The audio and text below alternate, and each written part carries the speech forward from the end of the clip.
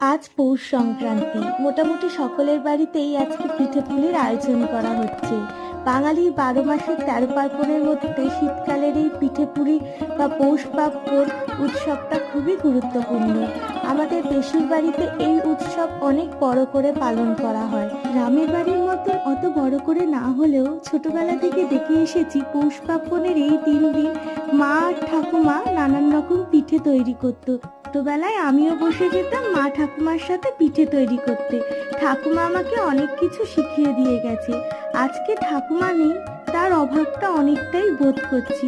ঠাকুমা থাকলে আরো অনেক কিছু পিঠে আজকে তৈরি করতো, কিন্তু আজকে আমি, মা আর আমার বৌদি 3 জনে মিলে তৈরি করে নিয়েছিলাম দুধ পুলি, মুগে ময়দা, সেদ্ধ পিঠে আর বাটি সাপটা। সবার প্রথম নারকেলের ছাঁচটা তৈরি করে নিয়েছিলাম। গুড়, বাতাসা, খোয়া ক্ষীর সবকিছু দিয়ে